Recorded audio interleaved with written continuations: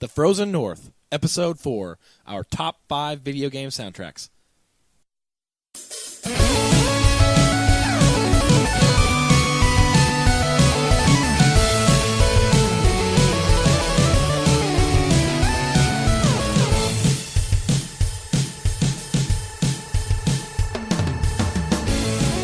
Hello and welcome to Episode 4 of The Frozen North, your source for the best adventures and RPGs that video games have to offer. My name is JJ, and I'm here alongside my two co-hosts, Marc. Howdy, y'all. And Brian. Yep, that's right. It's that time again. All right, we are back for Episode 4. What you guys been up to? What you been playing these past couple of weeks? Marc? Take it away, Marc. Been playing a lot of Skyrim, a little bit of Borderlands, and Kerbal Space Program. Oh, is that good? I heard it's good as long as you have patience. Yeah, I've gotten spaceships to go into space, and that's it. No moon And landing then they yet? just crash down and everyone dies. Oh. But that's fine, right? You just try again. Yeah, just try again. Totally. Yeah, you can go through Kerbals like they're candy. It's kind of like the Minecraft model where they're just going to keep adding content to it, so it could end up being really cool. Cool. Interesting. Maybe like a trip to Mars at some point. Yeah, that's the idea, I think. Right on. Brian? I have been playing a cornucopia of Borderlands 2 with my good friends Marc and JJ. Skyrim, of course, trying to get through that. And then actually play a little World of Warcraft, maybe like an hour or two. So I guess you can consider that. It is a little. Yeah, I just raided, Oh, man. I went back to my roots. Anyway, yeah. Well, I still play like once a week. That's kind of how that's how I'm looking at it. I just want to get some content in and someone on board. I don't even do it for that. I just do it to keep in touch with my friends on there, and that's about it. Yeah, I hear you. I've been playing, obviously, Borderlands 2, one of the games we're going to review today. And then I finished Earthbound again. It hit me right in the nostalgia button. Yeah. Man, it's such a fun game. It really is. If you have a Wii U, go get it. I mean, $10, a little pricey, but it's totally worth it considering you really don't have many other options other than if you want to buy it online for right. $200 plus or however much it's going for now. Also, I've been playing Tales of Xillia, which just came out, and man, every time a new Tales game comes out, it's like Christmas for me. I love it. You can make the argument that a lot of the games are kind of the same. They follow the same formula. Stories aren't that great, and I would totally agree with you. However, if you want character development, I don't think there's any finer series than the Tales series. Each character is so diverse and so in-depth, like with how it's all laid out and everything. It's just... Have you been liking it so far?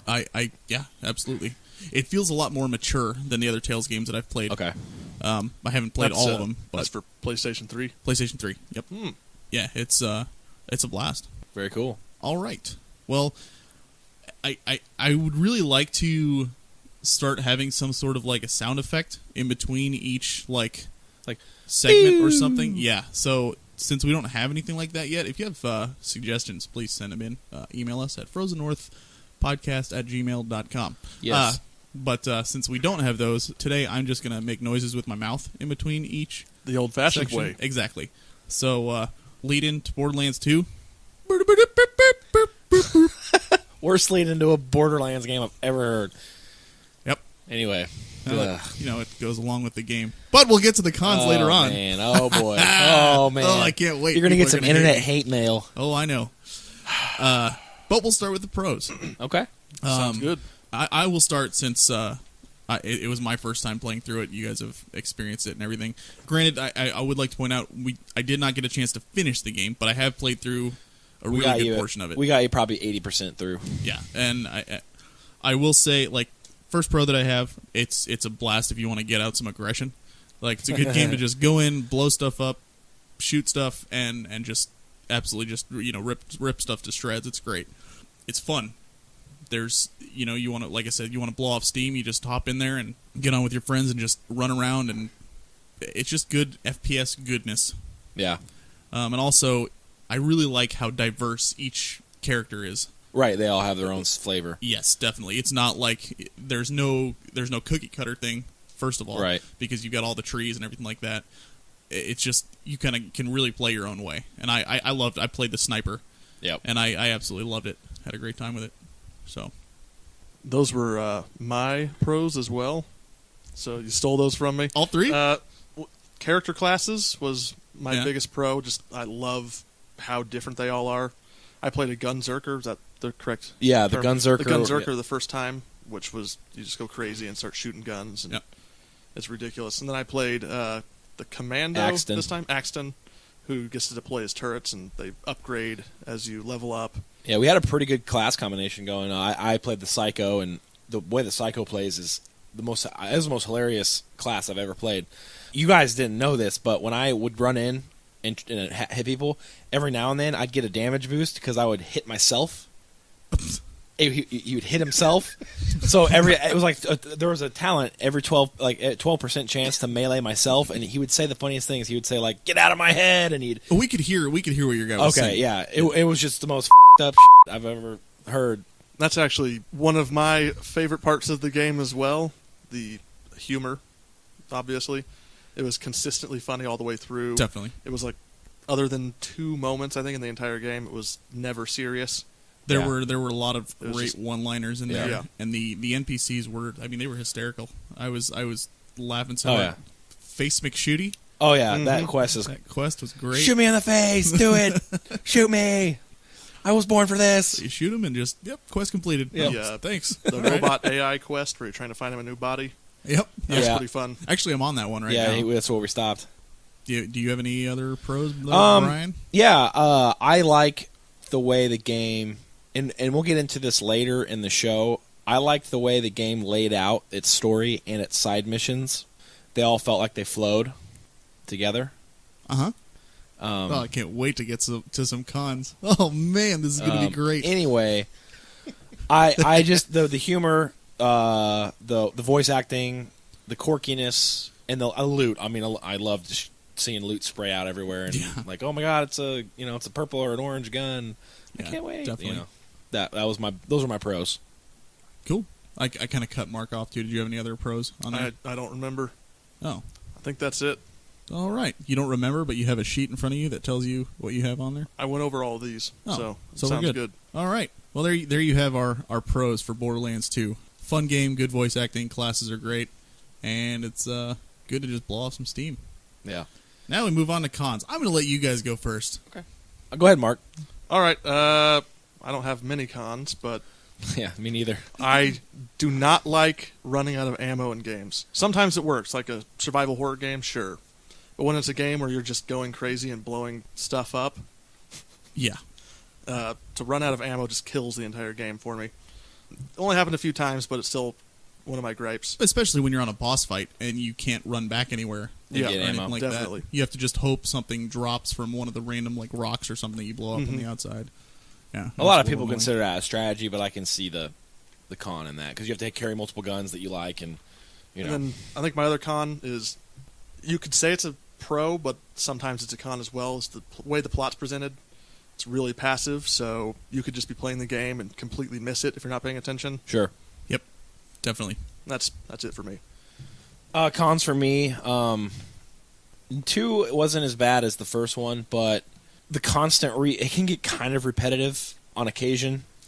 Granted, it's so good that you kind of forgive it, but I mean, there are sections of that game, like I've played through it a couple times now.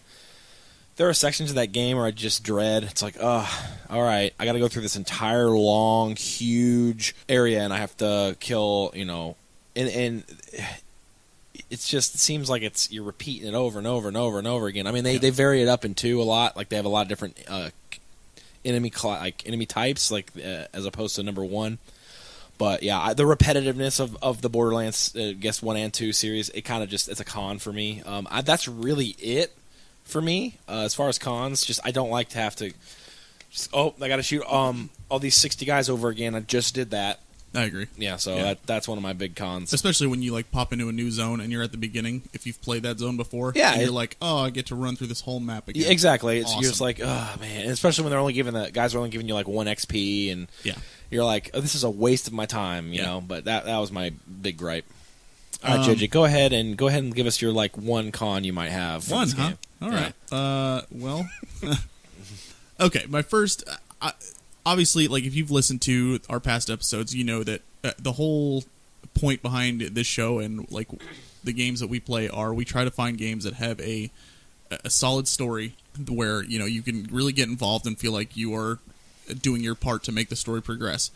I didn't get that at all in this Yeah. game. We're what, like, you said 80% of the way through? Yes. I still have no idea what's going on. Right. I have no, like, other than, what's his name, Jack? Handsome Jack is just a goofy guy who wants me to die. That's literally all I know about the Right. plot. And Roland dies. That's Spoiler. pretty Is that a much spoiler? Maybe. Yeah, that's I don't know. a bit of a spoiler. That's okay. Okay. The game's been out long Oh, yeah. enough.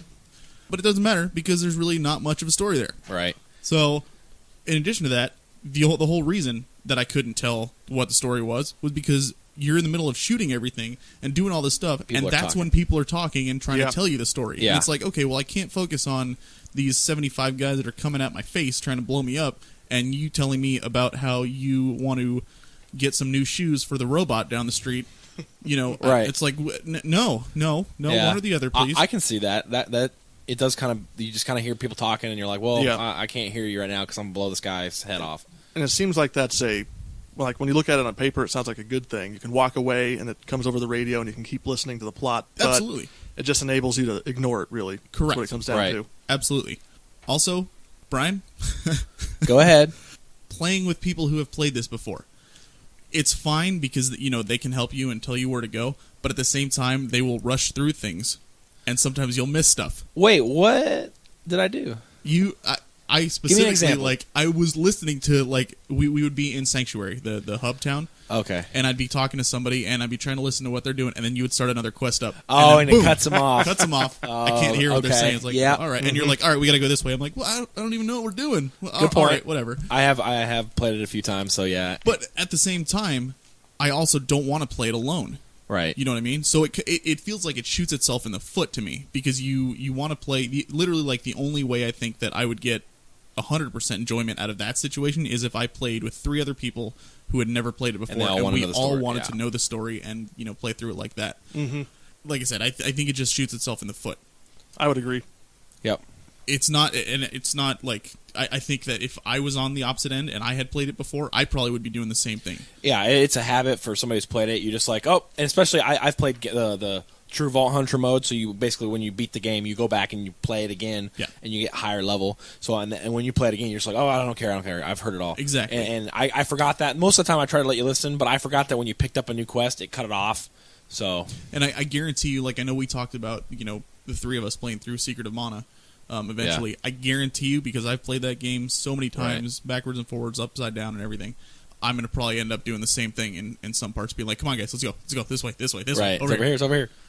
So it's not. I mean, that's not you. It's just. I think it's just the whole situation and the nature of the beast. It takes a little bit of the majesty You know. away from it when you play with somebody who's played it, because he's like, go over here instead of trying to explore. You're like, oh, okay, I gotta go. Definitely, but the fact that you don't, that you want to play with somebody else, Right. makes it to where Double-edged sword. Exactly.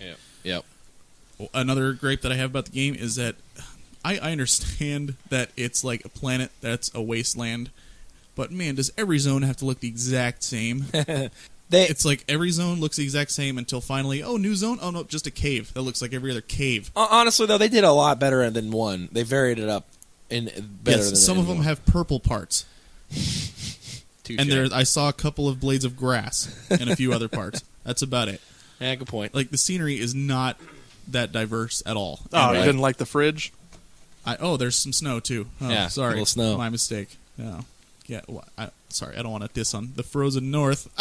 Oh, Okay. and we put the title of our show in a segment. We are now legit. And the last gripe that I have is the price tag.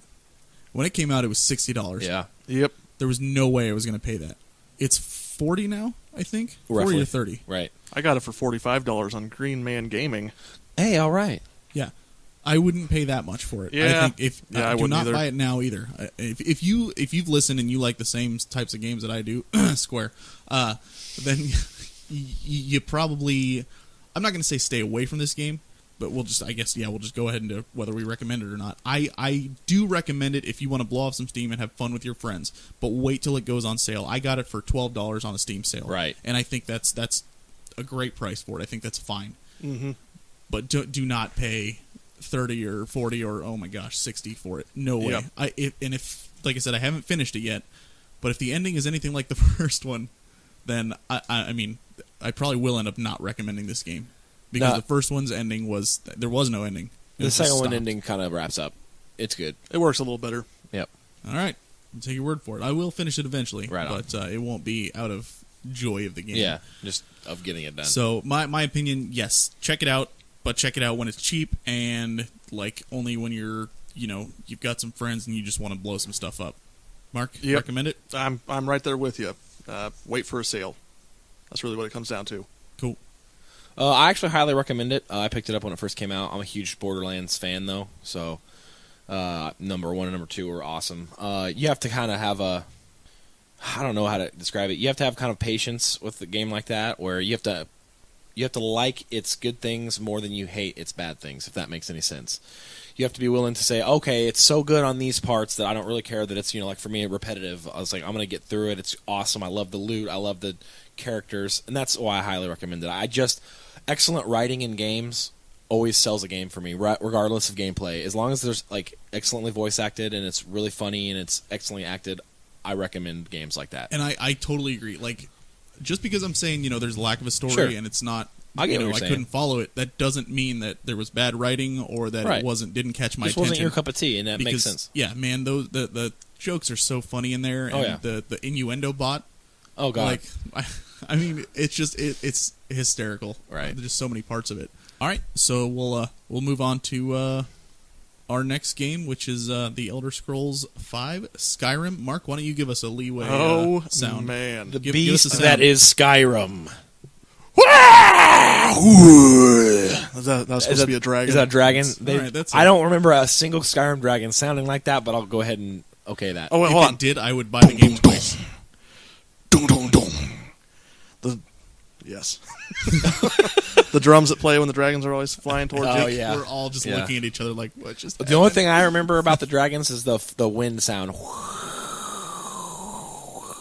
Is that a- remember about is that a dragons good- getting a face full of fire. Yeah. Is that a good enough segue for you? That was good. Yeah, we're there. All right. Why don't you go ahead and tee off for us then? All right. I don't think many people haven't played this game because Yeah. it was like the best-selling game of Yeah. 2012 or something, Yeah. whatever year it came out. It's incredible, and whenever I play, I just can't stop. Yep. World is huge. Well, it's actually about the same size as Oblivion, but it's Right. still it's way more densely packed with quests and And stuff. places to visit. It's beautiful. There's a dungeon that's the size of like a third of the continent, which how can you argue with that? Which one is that? I haven't been there yet. That would be Blackreach. You go there in the main quest fairly late in the game, I think. Maybe I just haven't gotten there yet. Wow. But it's pretty awesome. It's also got a pretty decent plot.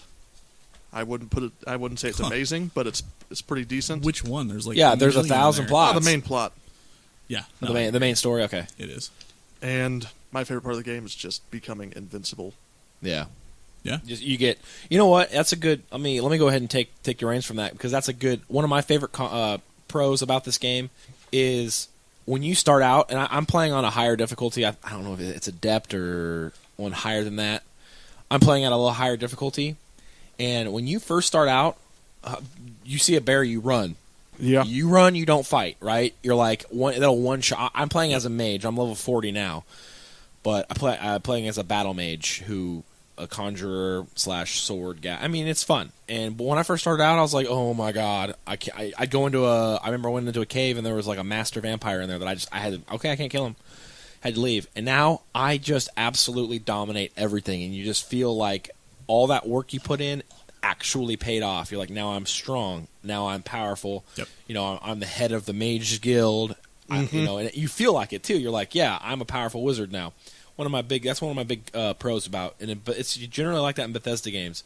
You level up, you actually get more powerful. The guys don't level up. I mean, they level up with you, but you still remain, okay, good. I put all this work in, and now I'm actually a powerful guy. That's one of my pros. But we'll go. They definitely dialed back the challenge scaling that they had Sure. in the previous one. Yeah.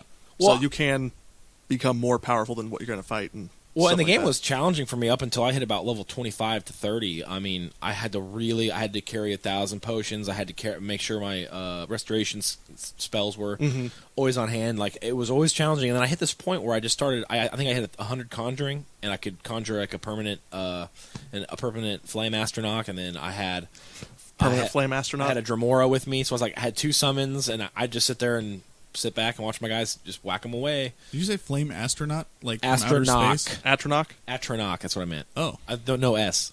Oh. Okay. That's just one of my pros, so let's move on because I got more. I got a lot more. Go ahead, JJ. What's one you like? I really like the whole go anywhere, do anything aspect of it. I was talking to you guys earlier, and I compared this game to what Fable promised to be when it first came out. Mm-hmm. Like, they advertised it all about, like, go anywhere, do anything, and blah, blah, blah. And they literally said that just because you could, be walking down a path and you see a merchant and you could buy from him or kill him. That doesn't mean go anywhere and do anything. Right. That just means you can attack an NPC. Skyrim, you literally can do virtually, anything and virtually go anywhere. Yeah. If you can't do something, it's pretty good about giving you a reason why you can't do it, which I think is also nice. Literally, like if you want to go into a town and just start blasting random people, well, you can't kill kids unless you have mods. Right, I understand that. It just I don't know why you'd want to do that, but hey guys, I want to play Skyrim, but I got to get that kid killing mod. Yeah, I don't. I'm not creepy. I don't understand that at all. But I mean, it's literally like having your own virtual life inside of a game. You can just go in there. You don't even have to go around hunting and killing and doing all this other stuff. You can just buy a house and go out gathering herbs and be an alchemist or something like that if you want to do that. Especially if you add the Hearthfire. I love so you that. can actually I build love up it. a house room by room. I've got a mansion right now, and I got a trophy room, and I keep all the like unique weapons, and I put them in there. It's awesome. It's just such a rich experience. Yeah, is the best way to say it. Sure. Do you guys have the PC version? Yes. Excellent. So mods is definitely one of the huge pluses. Yeah, absolutely. Absolutely. The modding community for Skyrim is ridiculously good. I don't know that I would ever buy an Elder Scrolls game on anything other than PC. Yeah, it just feels wrong. It doesn't make sense. No. I just Yeah. Where else are you going to get the Schlongs of Skyrim mod? Oh, jeez. That's a real mod. Look it up. Yeah. Nope, don't want to look it up. Look it up, guys. I'll probably get a lot of other... You get that kit. things Hey, on guy, there. here, I'm going to do an impression of Mark real quick. Hey, guys, I'm Mark. I'm going to get Skyrim. I'm going to download that kid-killing mod and Schlongs of Skyrim. And then he just smiles creepily at you. Oh, boy. Let me go ahead and... I have to talk a little bit at length about my one con. Well, we're still on pros there, Chief. It's part of the pro is the problem. All right, so let me get mine out of the way. I really have nothing to complain about with Skyrim. Most Bethesda games, to be honest with you. Well, I could give you a couple of complaints on Morrowind. Well, you can say the bugginess, and that's such a minor thing to me. Like I said, the game's good things outweigh those bugs you see, Sure. right? However, the one problem I have with Skyrim and games like Skyrim, and Bethesda is unfortunately guilty of this. It goes into a pro that I like of go anywhere, do anything. One of JJ's big pros. Mm-hmm. The problem with that is I've spent a lot of time on the internet. I'm like, oh, the Civil War. When should I do the Civil War in the story? Because I don't want it to. The main quest, you have to go and you have to do that little summit, right? Mm-hmm.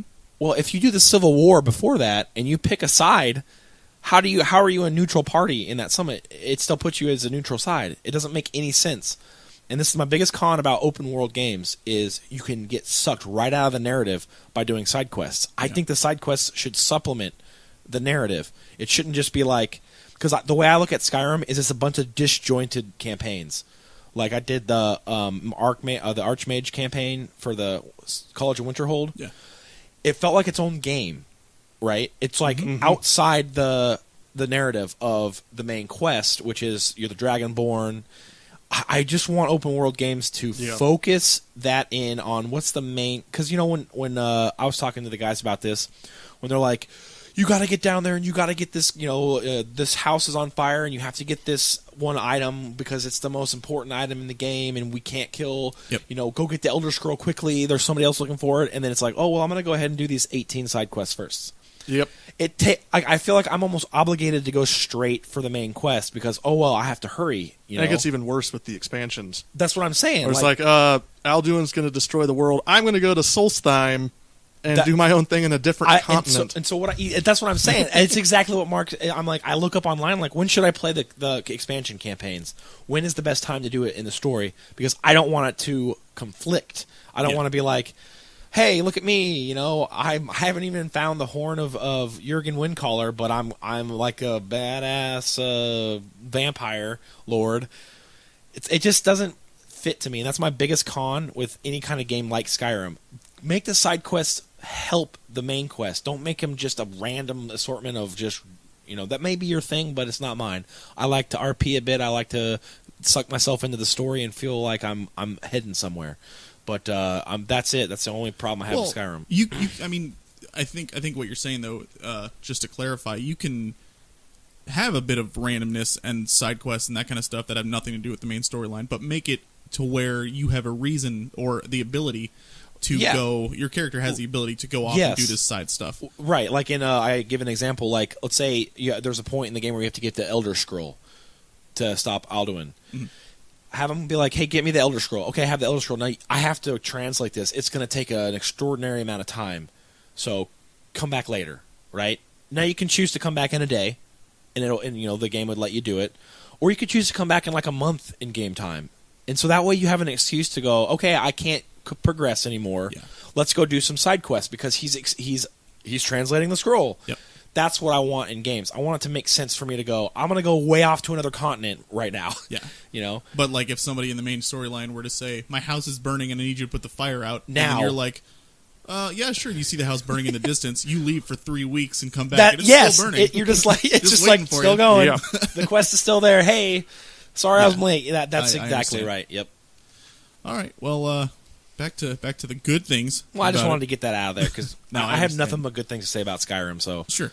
Nothing but good things? Nothing but good things. Didn't you? I think you just proved otherwise. Other than that one, and that's the problem with all open world games to me. It's not just Skyrim. Yeah.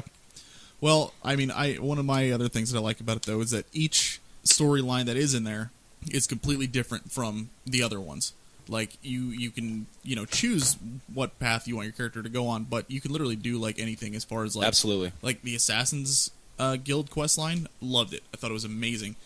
You do the Thieves Guild quest line right on top of that. Totally different, still awesome. Yeah. And you can, do quest lines with your getting a wife for your house, getting houses in different cities. Yep. Doing the Mages Guild, all that. I mean, it's just there's so much content in there. It's like you're getting several games in one game, and that's the best part about it. You're absolutely, like, and that character carries over to all those other games. Absolutely, which is just it's great. You got another one? Another pro? Yeah. No. Oh, well, I got some more then. Go ahead. I really like the aspects of like how you can learn about the world if you so choose to. I remember when I talked about Mass Effect, how I wanted that stuff to be integrated with the story. This game does it beautifully. They integrate, the history and all that stuff into the story. But in addition to that, if you want to learn more, they have books all over the place. Thousands of artifacts books you can read. They have folklore and history, and there's all the way down to like. I remember one quest that I did. It wasn't even a quest. I just saw this abandoned lighthouse, went inside, and I found a journal of this guy who was like, just bought this lighthouse. Me and my family moved here. It's great. Blah, blah, blah. I hear something in the basement. And yeah, we keep hearing this noise in the basement. I'm going to go check it out. So you go down there, and you keep going further into the lighthouse's basement and finding more and more journal pages that tell you it's like what's the whole family happening to him and his family, and it's awesome. Absolutely. It's just those things Bethesda does so well. I agree with you completely. I love that quest. Yep. And then the last one that I have is I also really, really like how, and this is all of the Elder Scrolls games, was the character development. Oh, God, how you can, your skills and all that stuff, and how you level up, and you can literally like just be whatever the heck you want to be. You want to be a mage who wears plate and stuff? That's go for it. That's the best part. You want to level up your armor smithing to 100 by making 10,000 iron daggers. Yeah. I never did that. It's the easiest way to do it. It's pretty awesome. It's cheap and easy. Yeah, I never did that. I don't know. I did it by archery. I leveled that up so quick because it was all I did. Well, I started out, and what's funny is you're right. Like I started out as I was wearing all cloth, and then I was like, oh, I'm gonna go light armor. So I'm wearing mostly Daedric armor, light armor, and then I've got the Archmage's robes on, and I've got one of the Dragonborn masks on. I look so sweet, and it's like I'm like a battle mage who summons Dremora. You can pick the way you want to play, and you play. Mm-hmm. Cool. As far as cons, I only have one, Yeah. and this was tough for me to think of because Sound in the same I boat. really love the game. I think for somebody who's new to the series or new to gaming in general, it can be a bit overwhelming A lot of information. because there's so much to take in and so much to see and do. I mean, you could say that's a pro, but I think for some people it might be just like, oh my gosh, what Yeah. what level am I on? Right. One of those. But then, I mean, you just go in there and it's so vast. Yeah. Like I said, I think it can be a bit overwhelming. Other than Yeah, I that, can though, see that. I really don't see too many bad things about it. You open up the map and there's 400 active quests with Yeah. dots all over Yeah, the map telling you where to You're go. going, Where do I start? Yeah. Yep. Yeah, I agree with you. I think my con is, and I don't really want to criticize it this much because it's gotten better, but it still feels like not really crafted stories to the same extent that Mass Effect or The Witcher presents. Sure. It feels like they have like a neutral state in the world. Like, how do I describe this? They'll refer to major events in the world, but they don't know where you are in those quests. Like, they don't know if Right. you've defeated Alduin yet, so they have to kind of like write vague Oh, yeah. It's very stuff. vague. So Yeah. No, I there's probably not really a good solution to that. I So honestly, it's- Well, if they fix what Brian was talking that's what I'm about, saying. I they think could fix Mark's that. con fits into what I'm saying. It's too disjointed from the main story, so they can't be like, oh, because they give you the chance to do whatever you want from the beginning. You can do any of the quests from the beginning. You don't have like a point where it's like you can't do this yet. It's just like go to Riften, go do this, go do this, go do that, go do this. Yeah. Like you don't have like a I know I'm basically saying funnel me a little bit, which I know a lot of gamers are like don't funnel me into a. But like I said, I think they should open up quests as you progress in the storyline and give you points in the game where you feel like I can go do all the side quests at this point and be done with side quests, and then I can move on. yeah. Yeah, for sure. Yeah. Well, I mean, I think it's pretty obvious as far as whether we recommend it or not. I mean, simply put, definitely recommend it. Absolutely. I'd pay full price again for it. I don't recommend it? I don't recommend it Oh.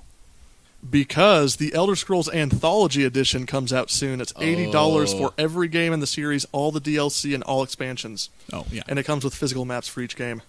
Woo. Yeah, I think I might have to get that. I know Arena and Daggerfall are free to play, but come on, guys. If you love Bethesda, give them a little love, When's that due out? All I know is soon. I'm going to put it this way. I am getting that, and I have Oblivion, Morrowind, and I have Skyrim, and all the DLC for all three of those games. I'm still going to get the thing because I just love I've got all that three. series. I have 2 copies of Oblivion and Yeah. Morrowind, too. I love that series. It's one of my favies. Very cool. Cool, guys. So I So- think we all recommend it. I would say so. Go get it. Yep. Play it. If you're a gamer and you like it, go get it. Come on. Chances are, if you're a gamer, you've You've played it. at least heard of it, but you've most likely And, played it already. and if you haven't, take your right hand, make it into a fist, and then shove it in your face as fast as you can. Just do that for me right now. We'll wait. Okay, you done? All right. All right. Well, with that, we'll go into our top 5, which would be this week our top 5 video game soundtracks. Brian, can I get a noise? Top 5 video game soundtracks. Beautiful. That's awesome. I might save that and use it later. Heck yeah, man. Next time we do our top 5 video game soundtracks. Yeah. Exactly. Yeah. Dang it. Well, maybe I'll just keep the top 5, and Video then just There we go. Yeah. and then Top just have him 5. record the other part every single Yeah, time. there we go. Sounds good. I'll Michael Jackson that every time, man. Oh my goodness. Wait, I don't think we crossed at all. Well, on just, this, you know what? except for Mark and I. Yeah. Let's just go in order. Even if we have the same one, just go in order, and we can just talk about it. Each one of us can talk about it. Well, that's what don't we normally go in order? Yeah. What I mean is, let's keep it crisp. My number 3 is Brian. Let's hear about your number 4. That's what I'm saying. Right. Ah, jeez. You're confusing me. I will start. I'm going to screw it up again. I will start. My number 5 is Eternal Sonata. The composers were Motoi Sakuraba and Frederick Chopin. Just a warning: we may mispronounce these names on here because there's some whoppers in here. I think it's a guarantee. Yep. So yeah, pretty much. Except for me, I'm guaranteed. pretty much safe on this one. But we'll pronounce the names right at least, hopefully, of the games. So you can just look those up and look up the composers because they're all amazing.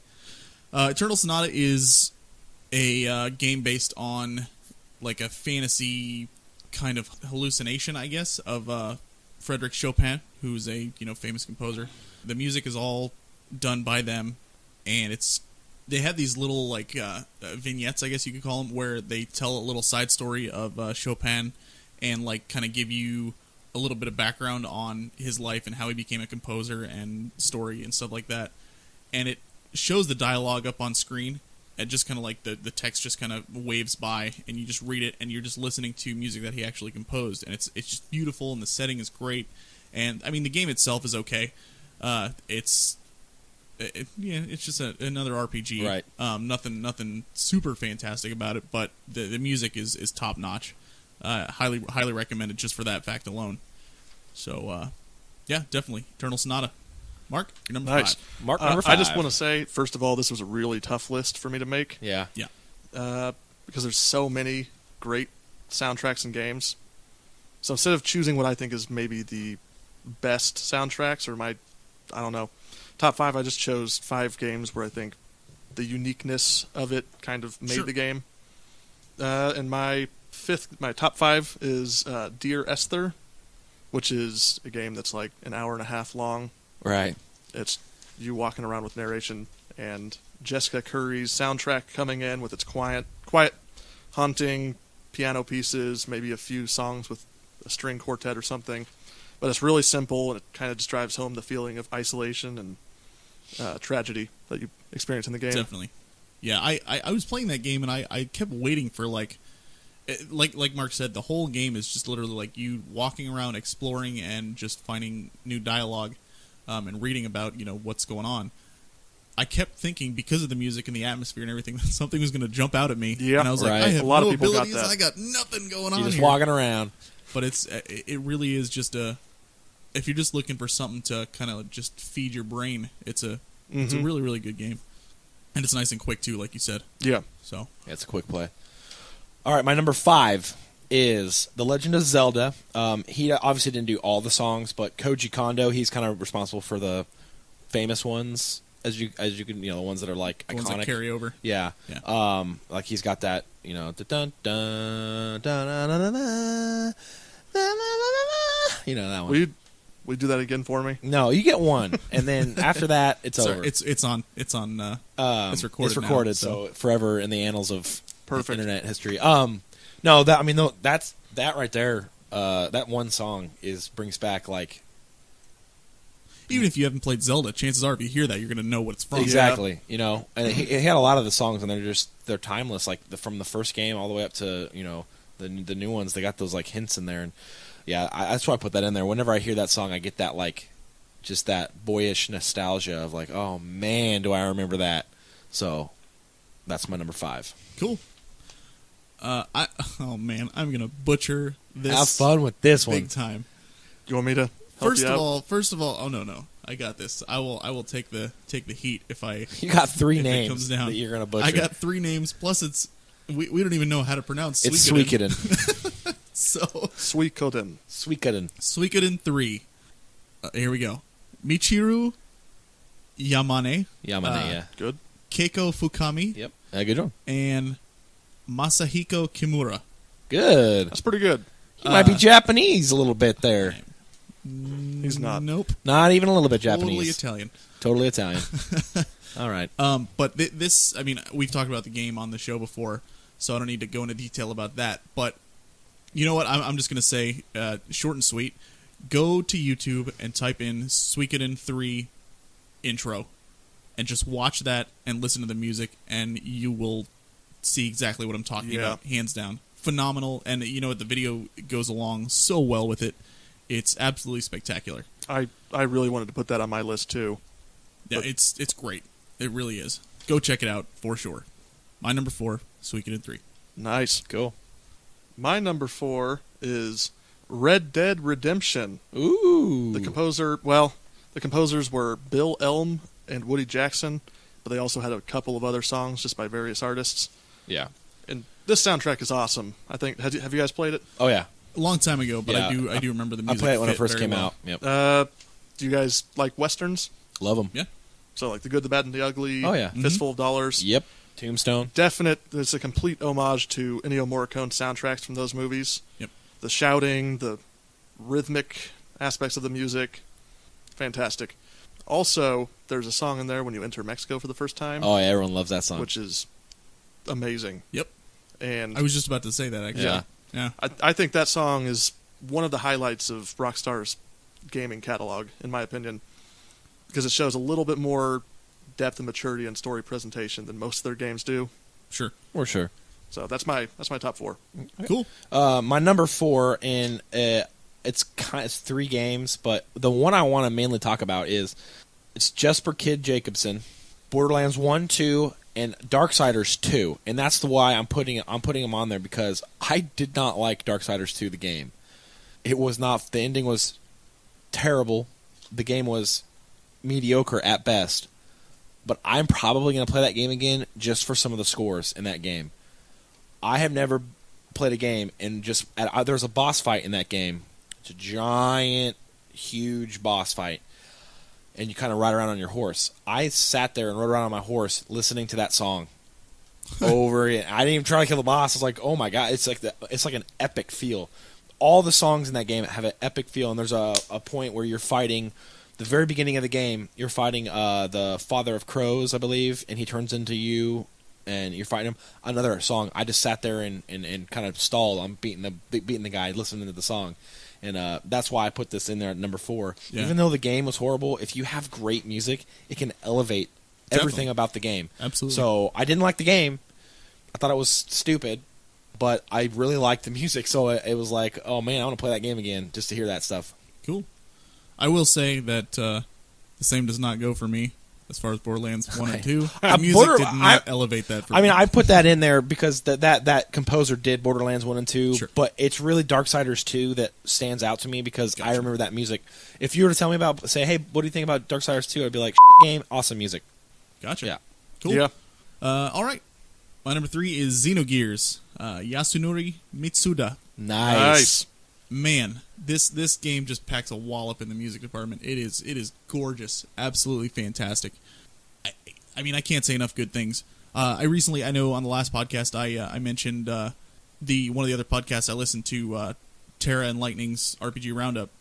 I recently talked to them. I emailed them a little while ago and just kind of told them, they have a great show and stuff. Again, if you haven't listened to them, go check them out. They love RPGs, and if you're into the same kind of games that I am, when you hear me talk about on the show, go listen to them because they go in depth, much more so than we do for sure. But one of the things that they do is you can tell clearly that they're not huge fans of Xenogears just by listening to them, because they kind of make little jabs at them here and there. Like, they haven't flat out said we hate the game, but they kind of just make little jabs. So I emailed them and I was like, hey, love the show, blah blah blah. What's with all the Xenogears hate? What's going on?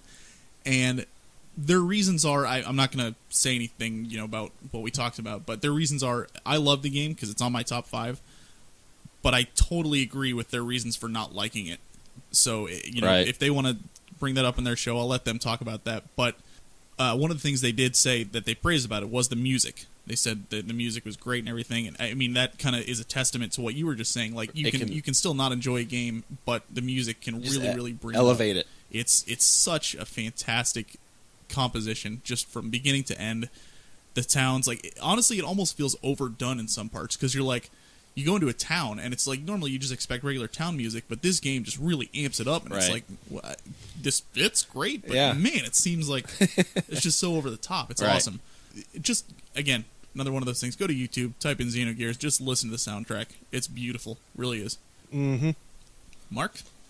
Oh man, number 3 for me was Journey. It's a PlayStation 3. What's PlayStation Arcade called? PlayStation Store. PlayStation Store. Yeah, there you go. The music is by Austin Wintory. What's that place you go to where you buy the PlayStation games? It's like a market type situation. Have you guys played this game? I haven't. It's on my bucket. It's on my bucket list. You guys list. should be ashamed of yourselves. I'm kind of ashamed of myself. I need to. Should I ball my hand into a fist and shove it into my face? Yes. Yes, do it right now. Do it right now, please. Okay, I didn't do it because that would be punching myself in the face. And well, now the person who did it at home feels really cheated, I bet. I'm sorry, person at home who punched yourself in the face. No joke. The Frozen North does not condone the abuse that Brian. I didn't say puts to punch forth. themselves in the face. I simply told them to take their fist, put it in a ball, and then rocket it at their face. If it hit their face, then that's their fault, right? Nope. Okay. That's your fault. Okay. That's your fault. But no, this is Job opening, by the way. I feel like this music was a huge part of the success of the game. It's I don't want to spoil what the game is really, but it's sort of like a religious, spiritual journey through the. I don't want to say too much. Never mind. Just talk about the music. It's a journey, and the music is light. It's simple, but it's spiritual, and it will uplift you and make you really think about what's happening. Definitely. Nice. Cool. But it's simple. Can't say too much about it. That's fine. Hey, It'll definitely be something that I definitely play. I've heard it's. Brian and I haven't played it. It was the Maybe game of the we'll, year for 2012, I believe. So maybe Brian and I'll two-man it Yeah. one of these days. Yeah. It's awesome. So, cool. Go listen. okay, my number 3 is the Elder Scrolls series by Jeremy Soule. We just talked about Skyrim. The music in those games are phenomenal. Lord of the Rings-esque, where you're just like you got the big bass drums and you got the trumpets and you got the whole fantasy. They have the whole fantasy world kind of music like perfected. Like that's when you think of a fantasy world, you know, dragons and dungeons and all that stuff. That music really fits perfectly with that setting. All the games, Morrowind up through, Skyrim. And to be honest, like a lot of games that like that where they introduce I don't know how to explain it. Like when you're looking at a game that has such a grand scope like that, Epic. and you have music in there, you want to make it equally as epic. Exactly. It's really tough to incorporate singing into Yeah, that type of I know stuff, what like you're a talking human about. voice. But Skyrim especially, they did it beautifully. Absolutely. It's wonderful. Like usually the extent that you have to go to is maybe some chanting or Sure. just a couple of like laws or something like that. But they literally like they've got words in the language from the game. I know. It's beautiful. Yeah, that's why it's my number 3. The whole package of that whole series just really wraps up, and the music elevates it. Definitely Helps elevate it. Definitely. Actually, I'm gonna let Mark go next because my number 2 and number 1 are kind of I'll talk about it when I get to it. Go ahead. Okay.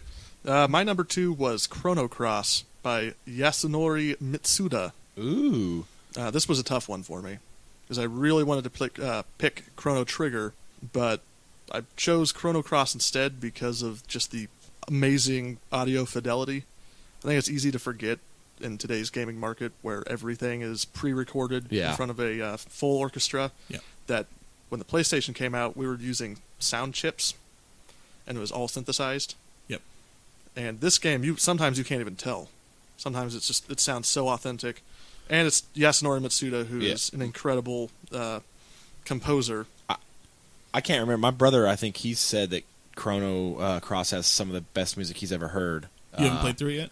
I'm playing Chrono Trigger, and I am eventually going to get to Cross. But he made me listen to a song on an actual live orchestra doing a Chrono Cross song. Yep. Absolutely, I can't wait to play it now. That's on. I mean, I sound like a broken record, but that's another one. Go to YouTube, type in Chrono Cross intro. Yeah. Watch that video, listen to that intro. Yep. It's amazing. I The think my world brother map would music, wholeheartedly agree.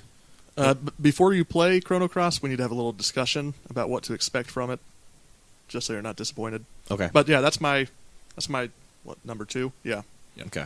Yeah, it's a man, beautiful music on that one. Okay, I know why JJ skipped himself because he wants me to try to pronounce his name first, and so that he doesn't have to sound so I weird. know how to pronounce that one. But so I met him. Thank you very much. my number 2 is the Final Fantasy series. More specifically, the songs that Nobuo Uematsu did. First of all, the iconic Final Fantasy theme. Yep. Right there. Oh, yeah.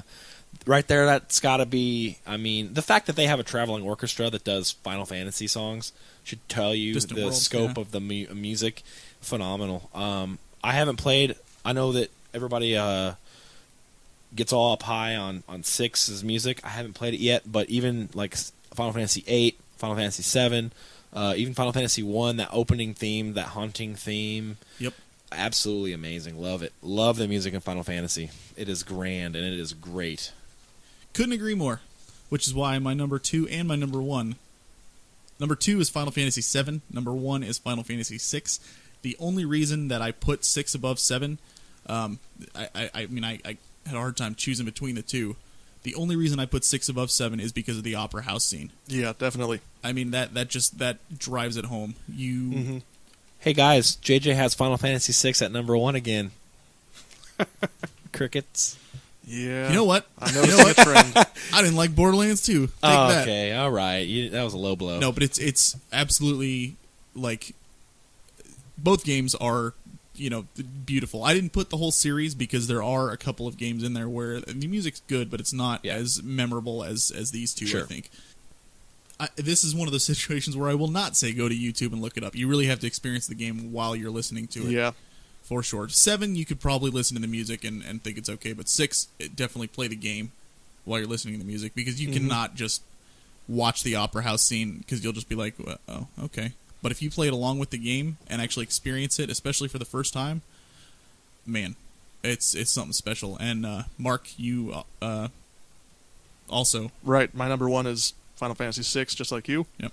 And I actually just watched, against your advice, I just watched the scene on YouTube. But you've played it through. Right, yeah. So. I have experienced it before. Yeah. And it is something special. Yep. That's one game I would love to see them remake and do a full-on version of that. Yeah. I think the reason it's my number 1 is because if you take that song out of the game just doesn't work, period. Yep, absolutely. So, and that's a good sign for your soundtrack, if that's the Yeah, case. absolutely. Yeah, I mean, I've mentioned it before. Anybody who knows the Final Fantasy series knows the Opera House scene. Yep. Even if you haven't played the games, like, I'm sure I've heard about it. Oh, yeah. But My brother talked about it all the time. He's like, the Opera House. It's... He just walked. Here's what happened. He walked downstairs. He looked right into my eyes, and he just said, "Opera House," and then he walked away. And I was like, "Oh yeah, okay." That's when brothers are close. Yeah, I know exactly what he means. Opera House. Opera House. Yes, sir. I didn't think he wanted to go to an Opera House. I knew he was talking about Final Fantasy VI. So. Oh man. Okay. All right. So enough gushing about that again. You, sir. I kind of regret making fun of you for having your number 1 Final Fantasy VI because, well, my number 1 is the Mass Effect series, which is Jack Wall. But let me explain myself. First of all, you guys know my love for the series, but very rarely has a game's music given me chills when I played it and watched a scene or going on. But I remember distinctly Mass Effect 1 at the very end when there's that big ship battle and they're fighting Sovereign at the Citadel. Spoilers. What? Anyway, we've all. Do you played remember it. that, JJ? Because I don't remember that song. That song, that epic, that epic song that's playing, gave me chills, and throughout the. I don't. I'm sorry. Yeah, I don't remember that. You don't remember that ship battle at the Citadel? Oh, on Mass Effect 1? Yeah. I remember the scene.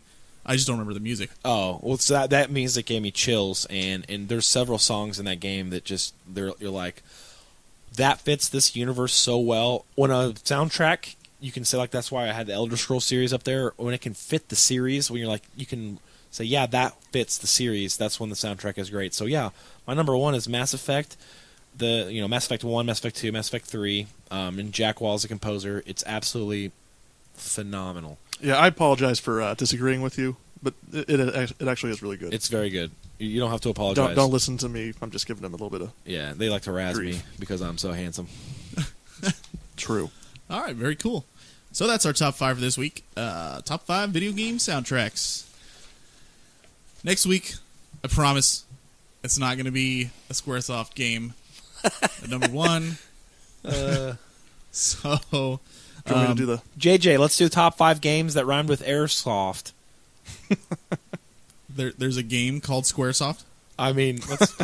Yeah. Opera House, Brian. Opera House. Opera House. Opera House. That's gonna be your earmuffs. Opera House. Opera House. All right. So with that, we will go ahead and move on to our emails. Mark, why don't you give us a noise? We got your emails. We got your user emails. We got your user emails. We certainly do, Mark. We certainly do. Sorry.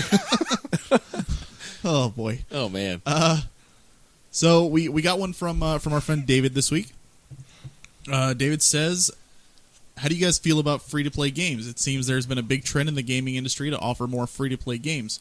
With microtransactions such as more classes, characters, and specialized cosmetics to enhance the game, it seems some games can implement this better than others. Two that come to mind are Team Fortress 2 and Dota 2.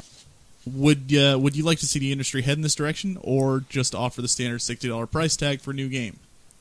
He was wondering what we thought. Why not both? I guess I'll go first. Yeah. I think that there are definitely some benefits to it. Obviously, like, I think Star Wars, their new MMO is kind of showing that like they're doing a lot better now. Now that they went free to play, they skyrocketed when they first came out, and then everybody was kind of like, "Oh, it's a great single player game that's online." And then once they all finished it, kind of just fizzled out, and then so they really had no choice. I think personally, microtransactions are the way to go, because like you've got this constant game. I think you should have to pay for it initially. I don't know, $60 is really out there, but I think microtransactions should be there not to break the game, but to add something more flavor, to it, like cosmetics and that kind of stuff. I don't think it should be like you play the game up to this level, and if you want to play any farther and experience this content, you have to pay this much more. Right. I don't think they should do that.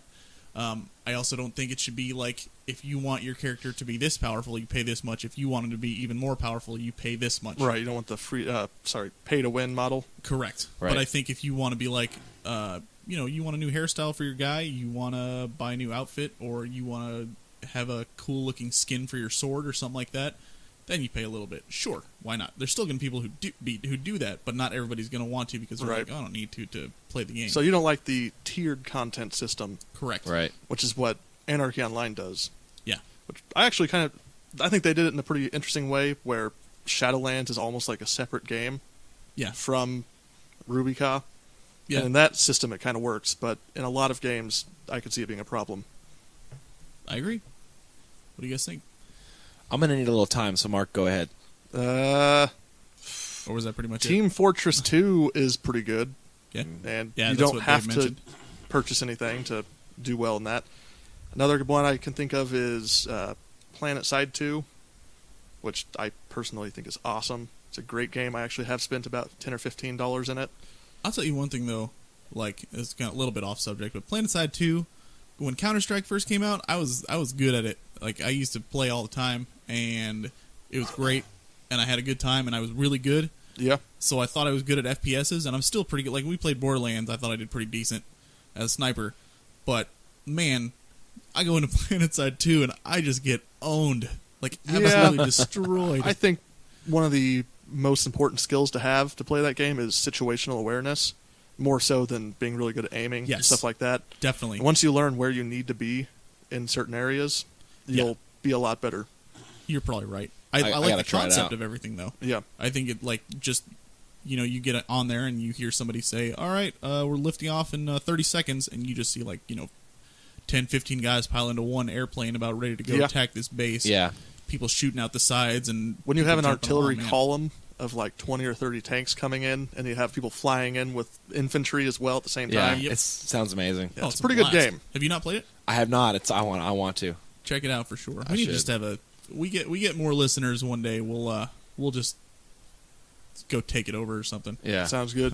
We'll of course, win it's the- not story driven. We'll win the Doesn't game. have anything to do with our We'll- podcast. we'll- but we're gonna but win it's the still game. fun. True. We're gonna win it. Win the game. Story's about as good as Borderlands 2. Bam! Another ding. Whoa! Whoa! I don't know about that. All right. It's not as funny. I'm about to get up on my soapbox here because I have opinions on free-to-play games. So Get up on your soapbox. yeah, I'm gonna get all up on my soapbox here. Yeah. I'm Okay. gonna lecture you too because you're in the room. Yep. Like I said, I'm just gonna preface this by saying these are my opinions on free-to-play. This is going to be good. But It's always good when you start with a disclaimer. yeah, well, because I have there's a lot of controversial things I want to be saying. Okay. First of all, I think free-to-play can work. It has to be done very carefully. You can't just be like, here, let me give you an example. I read about what they were doing with Killer Instinct for the Xbox. Mhm. And I want to walk up to that person who thought of that and boot them right in the face. It is the stupidest. Think about this. Hey, we're going to release a game. You don't have to pay for it. That sounds excellent. Who do I get to play as? It's a fighting game, right? Who do I get to play as? You get to play as Jago. Anybody else? No. That's the free part. You have one fighting character. Yeah. Okay, so explain to me how I get more characters. Oh, if you pay like $15, you get a little 2-pack of characters. So what you're telling me is, and what's a typical roster for a fighting game? We'll say a small roster is 12 fighters. That's small for today's fighting game. Mm-hmm. So if they say, no, maybe I'm wrong, and they're going to come out with a 4-pack for $15, which still makes it bullcrap. But I have to pay over $100 to have a full roster of a fighting game? Are you kidding me? Yeah, that's a little ridiculous. That is stupid. And that, not to mention, when you play online, how many Jagos are you going to be fighting every match? Because it's a free game, but I don't want to pay for the other characters. I'll just play as Jago. So you're going to be playing Jago, another Jago. There's another Jago. Hey, everyone's a master at Jago because nobody wants to buy the other characters. Stupid. That's called a pay-to-win plan, and I hate that. That's just a money grab. You're paying, so it's like, hey, you don't have to pay $60 for the game, but if you want the full roster, you got to pay $150. Yeah, that's absolutely. I mean, anybody with a brain can go, that's stupid. Mm-hmm. It's just ridiculous. Are you really against this, or do you just hate Jago? I hate when companies try to throw like a value at you. They're like, this is a value, and it's actually not. Yeah, it's so dishonest. It's like, it's free, guys. You can just have it. It's not free. It seems like they just don't know what to price things either. Right. Like, what was it? $15 for 2? Remind me again, what system is that coming out? An Xbox One. Oh, okay. You can say what you want about, but there are other games that are like that. There's a game that does it right. I don't actually personally like it. I just don't like that kind of game. But League of Legends, they give you can download it and you can play it. My friend Matt, who listens to this, he plays it and loves it. You get the whole roster when you buy the game. And there's nothing in that game that you can't earn by playing the game that you can also buy. So basically, if you want to use your money, you can buy extra skins for the characters. They look a little different. You can buy like I don't play the game, but those like relics or whatever. You can buy those, like they're little. They tweak your character a little bit, but you don't have to. You can earn points in the game and do it. Definitely, that's the correct way to do it. Guild Wars 2 is another good example. Although I don't like that you can buy in-game currency with money. That's called pay-to-win to me. If you can buy 1,000,000 gold in a game with your real-life money, that's stupid. I agree to a certain extent on that, but at the same time, like, there's going to be those gold farmers who do it anyways. Sure. So if you can get a handle on that in your own game and set the prices on your own, if people are going to buy it, I mean, it encourages it too, which, again, another one of those double-edged swords. But I see why they're doing it. I get the appeal of why they're doing that, but here's why it doesn't work. Because you completely skew the market, first of all. Yep. So let's say I don't want to spend any of my hard-earned money in real life, and I'm playing Guild Wars 2. Well, I look at the market, and all the prices are super inflated because the kids who are buying the gold, they have more of a base, so they pay more. So just me, who wants to just play the game straight up and earn gold, there's no way. Yeah. You have to pay money. So when you put that money in there, when you say, hey, you have to, here's you can, $50, here's 1,000 gold, right? So some kid spends like $300 and gets a ton of gold. And a lot of people start doing that. All of the prices come up. And so people who don't want to pay any money, they're almost forced to. Same thing happened with Diablo 3. It's just, I don't like it. I don't think you should be able to pay your money to get in-game items that help your character. No, cosmetic stuff is awesome. Like Blizzard does that really well with World of Warcraft. This is essentially what I was saying before. Yeah, buy them out. Cool. Buy they have like new like helmet things that you can like transmogrify to. Yep. That doesn't help your character at all, but it's still sweet. Some of them are awesome looking. Sure.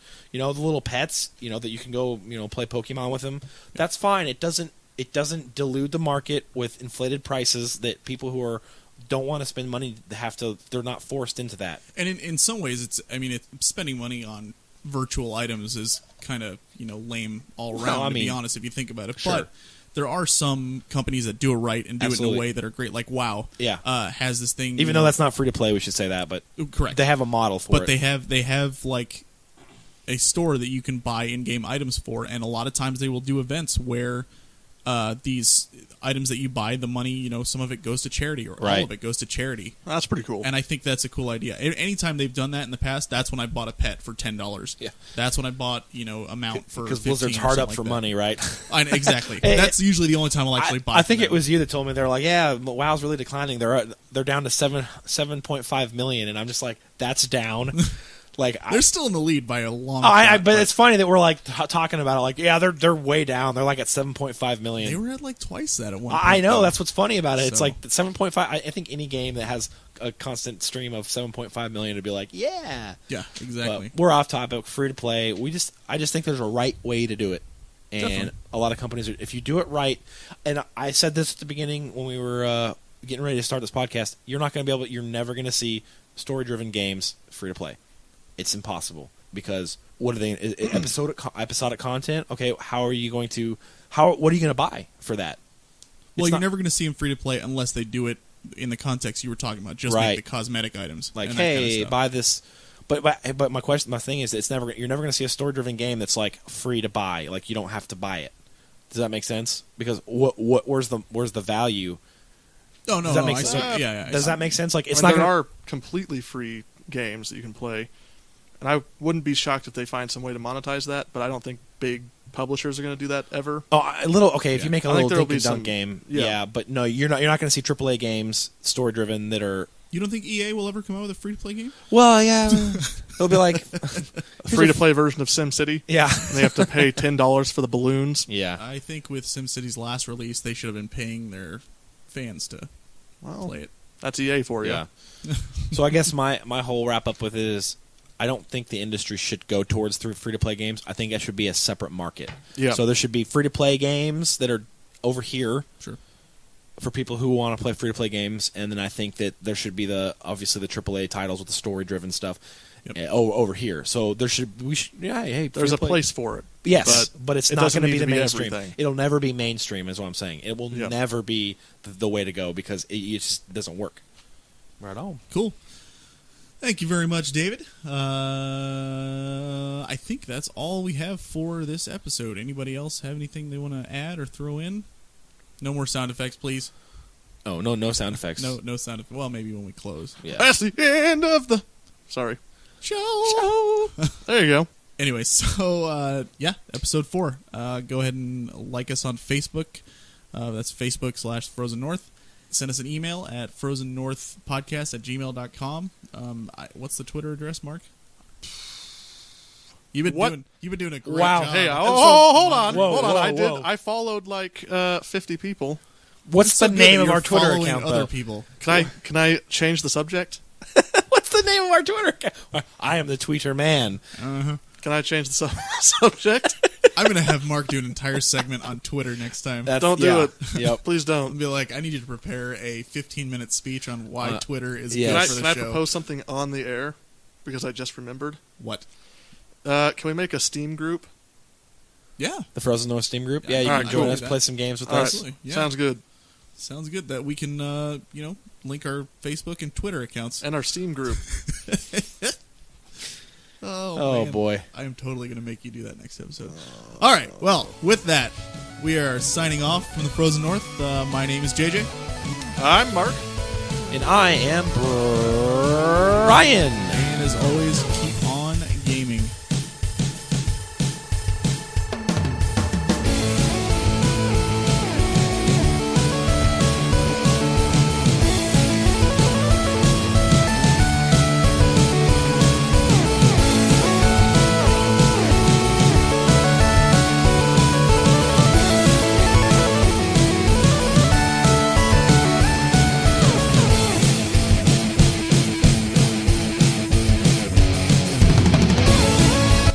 This song was made available via the Creative Commons Attribution License.